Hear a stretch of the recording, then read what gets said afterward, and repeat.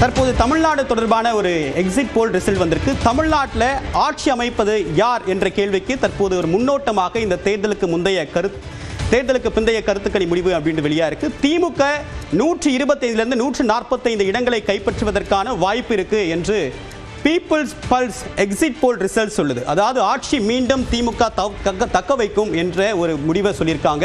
அதிமுக 65 80 இடங்கள் கைப்பற்றுவதற்கான வாய்ப்பு இருக்கு. தாவேகாவுக்கு 18 24 இடங்களை கைப்பற்றுவதற்கான வாய்ப்பு இருக்கு.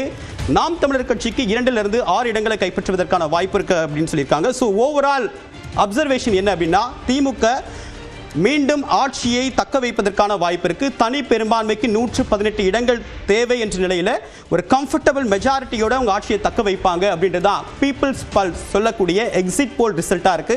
அதிமுகவுடைய பழைய நம்பர் 75, இந்த முறை 60 80 இடங்களை கொடுத்திருக்காங்க. தாவேகா முதல் முறையாக தேர்தல் களம் காணக்கூடிய தாவேகா 18 இடங்களிலிருந்து 24 இடங்கள் வரைக்கும் அவங்களுக்கு கிடைப்பதற்கான வாய்ப்பு இருக்கு அப்படின்ற சீட் கன்வர்ஷனை கொடுத்திருக்காங்க. பலரும் தாவேக வாக்கு சதவீதத்தை காட்டும், ஆனால் வெற்றி பெறுவதற்கான வாய்ப்பு குறைவு அப்படின்னு சொல்லப்பட்ட நிலையில் பீப்புள்ஸ் பல்ஸுடைய எக்ஸிட் போல் ரிசல்ட்டின் அடிப்படையில் 18 24 இடங்களை தாவேகா கைப்பற்றும் அப்படின்னு சொல்லியிருக்காங்க. நாம் தமிழர் கட்சி கடந்த முறை மக்களவைத் தேர்தலில் ஒரு அங்கீகரிக்கப்பட்ட அரசியல் கட்சியாக பரிணமித்த நாம் தமிழர் கட்சி இந்த முறை சீட் கன்வர்ஷன் மேற்கொண்டு 2 6 இடங்கள் வரைக்கும் வெற்றி பெறுவதற்கான வாய்ப்பு இருக்கு அப்படின்னு சொல்லியிருக்காங்க. திரு பிரியன் சார், உங்களுடைய ஒப்பீனியன்? நான் உங்கள்கிட்ட முதல்ல பேசும்போது சொன்னேன், திமுக ஒரு 120 160 வரும் அப்படின்னு தான் சொன்னேன். கிட்டத்தட்ட அதை ஒட்டி தான் அது அமைஞ்சிருக்கிறத நம்ம பார்க்குறோம். இது எதிர்பார்த்த ஒரு விஷயம்தான். ஆனால் இதில் ஆச்சரியமான ஒரு விஷயம் என்னென்னா, ஈவன் ஏடிஎம்கே கூட 40 60 வரும்னு சொன்னாங்க, 65 80 போட்டிருக்காங்க. 18 24 தாவேகா யூனிஃபார்மாக தமிழ்நாடு முழுக்க குறைந்தபட்சம் 30% ஓட்டு வாங்கினாலே தவிர இந்த நம்பர்ஸ் வராது அவங்களுக்கு. ஸோ அதனால் யூனிஃபார்மாக வாங்கியிருக்கணும்.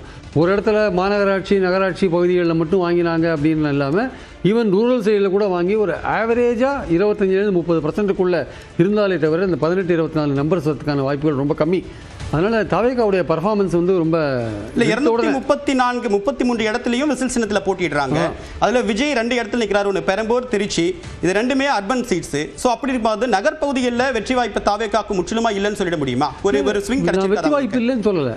யூனிஃபார்மாக எல்லா இடங்கள்லையுமே ஆவரேஜாக பார்த்தீங்கன்னா ஒரு இடத்துல 33 35 இருக்கலாம் நகர்ப்புறங்களில், சென்னையிலலாம். இன்னொரு இடத்துல 15 18, திருவாடானையில் 15 இருக்கலாம். இன்னொரு தேனி பக்கத்தில் போனால் 12 கூட இருக்கலாம். பட் ஆவரேஜாக பார்க்கும்போது 25 28%, 25 30% அவங்க இருக்கிறதுக்கான வாய்ப்புகள் இருக்குது. அதர்வைஸ் இந்த நம்பர்ஸை அவங்களுக்கு வரத்துக்கான வாய்ப்பு இல்லை. அப்போது இந்த பர்ஃபார்மன்ஸுன்றது இது உண்மையிலே இது நடந்தால் இது ஸ்பெக்டாகுலர் பர்ஃபார்மன்ஸ்னு நினைக்கிறேன். முதல் எடுத்த உடனே விஜய் இந்த ஓட்டை வாங்குறதுன்றது, விஜயகாந்த் 8% தான் வாங்கினார், ஒரு சீட் தான் வாங்கினார். பட் இது அவரோட 3 மடங்கு அதிகமாக இருக்குது. ஆக்சுவலாக இது ஸ்பெக்டாகுலரான ஒரு பர்ஃபார்மன்ஸாக இருக்கும்.